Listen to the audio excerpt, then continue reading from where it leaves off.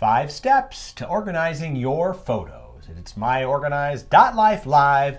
May Day, May 1st, 2018. Yes. May Day. May Day is right. May Day. How are you? I'm doing good. Good. Yeah, so welcome to myOrganized.life live. I am John Hunt. And I'm Leanne Thompson. And this is the show where we give you organizing tips, advice, and get your feedback with questions and comments. Our friend Lynn, she was talking on yesterday's show in the comments about what she did this weekend. Oh, that was fun. Shout out, Lynn. Thank you, Lynn. That's good. We want to know what people are doing. I know. She's always one to comment. Not always, but she likes to comment. Did your brother happen to watch? I don't think so. If he did, he didn't say anything. I don't think he watched. Your mom watched. My mom watched. She did a shout out yesterday. Yep. Maybe she's watching today. Probably. She's retired now, so she can watch every day at 2 p.m. Central. She texts. Well, she has a reminder on her calendar. Leanne's show pops up every day. I think you need to change that to John's show.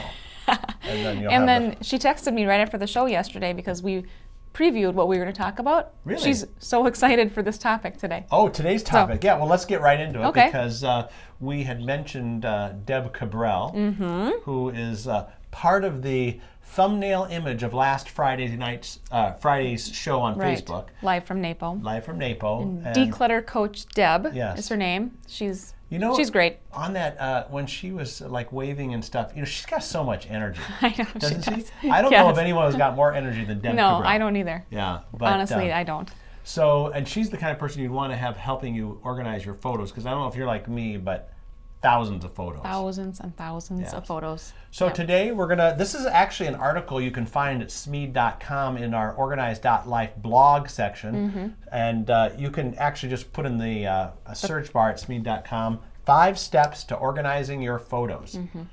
And you might also see some of our podcasts might also Yeah, because she did do a podcast on that as well. Yeah. And so did Darla DeMoro. And those are the two that are in the picture, ironically. In the picture. That's the thumbnail for Friday's live show. So it's weird how that worked out, isn't it? It is. I think it was all meant to be. I think it was. So we're talking about organizing photos. Deb, this article, I highly recommend going and looking at it because we're just going to briefly touch on what they talk about, or she talks about, but she kind of digs deep, not only on digital, but printed photos as well. Yeah, so you can do it for both. Right. And I think these days people have tons of digital. Yeah, and even, my mom has started to go through some printed stuff. There's thousands of those too, and it's just hard to.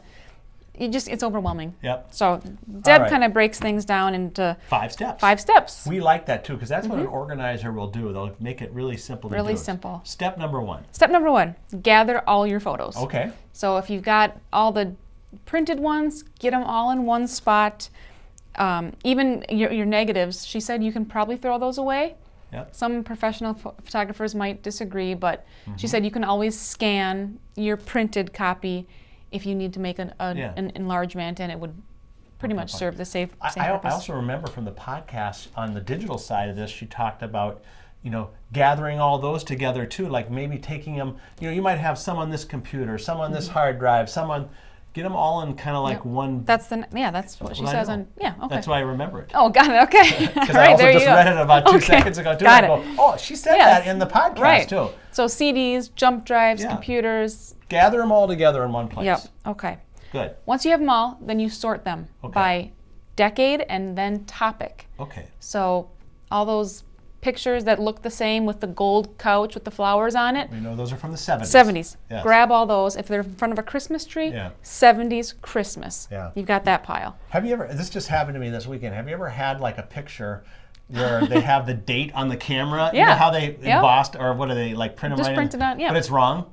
Oh, so, I don't know about that. So someone was showing me a picture and it said like 1994 on it. I go, well, they weren't even born in 1994. How in the world can this picture be right? So weird. Make sure you don't always trust. This is a bonus point. Okay, bonus. Don't trust that little date that's in that's like, built into the camera. Burned onto the picture because it may be wrong because they probably didn't set their camera up right. Correct. Yes. Okay. Bonus tip. And have you ever seen or have this happen at your house?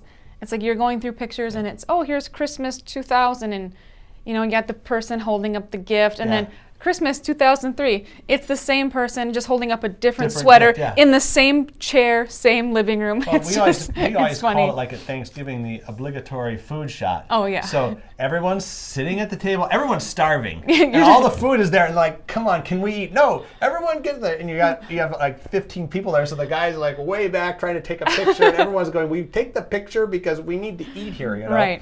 So you might not need to keep every single one of those pictures, but you can if you want. Well, there's one for every year. Right. So sort, and then digital, you can create subfolders. Yeah. So if it's... That's actually easier to do. It's really easy. So February, Valentine's Day, or John's birthday party, February 2017. Say, after we did that podcast, a little shout out to Deb, I went and got a Google Drive, the online. Yep. And that's exactly how I've set them up. I have them done by year. It's so convenient. And then within the year, there might be like, if there's tons of, like, we went on a certain vacation, it might be this trip within that year. It's really a great way to get organized. It is. All okay, right, so that's step 3 is prioritize your photos. So, one thing Deb talks about here in the article is this Association of Personal Photo Organizers, or APO.org. We can put that up on the screen. And they have the ABCs of photo organizing. Right. So let's go over the ABCs. So A is your best photos. Okay. Display them and or put them in a nice album. Yeah, and that's kind of prioritizing. You get, my wife, when she did a photo album for me, she said, okay, here's all the photos from this year. Pick out the 5 that you want. Because we can only put 5 per page on there. It was kind of nice. You had to really do that. Yep. And make sure you get a good album that's not going to make your photos turn yellow. Yeah. Eventually, all the color will change on a printed photo. A good album just slows down that process. Yeah. So B, the photos you want to save should be stored in an acid-free box. And then give away the photos that you no longer want or that are duplicates. So when you have used to get them printed and you would get duplicates, you have 2 of every picture, even that picture that ended up with your thumb in it. Yeah, you get what are you going to do with that? Yeah. Which brings us to our next C. Okay. Poor quality photos can be discarded. Throw them away. Yes. Give away extra copies, which is funny because, like, when we have relatives visiting, this is what I remember, they would take photos and they would mail us their copies. It's like, well, you already have 4 copies of everyone standing on the front steps of the house. Okay, how many photos of standing on the front steps of the house do you need? And you always take it like 2 seconds before everyone's leaving. They've been visiting for a week, but you haven't gotten any pictures. Okay, we got to do one last shot, sitting on the steps of the house right before we're leaving, and we got to get to the airport. Come on. And it's gotten worse with digital because you just snap, and then you have to sort through the ones. Oh, so she's not smiling here, but she's there. But then this guy is looking weird, and he's not. Well, even on the iPhone now, they have that live mode. Oh. So you take the picture, but really you've taken like 12 pictures, and you can kind of scrub through within the one photo, and then you can find like, oh, look, the eye is half open here. Take it. Good. Wow. Okay. All right. Step 4. Archive your A photos. Okay. So, like we said before, put them in a nice album that's going to make the pictures last. A photo box, same thing. Maybe if you only have a printed version, get that scanned either professionally.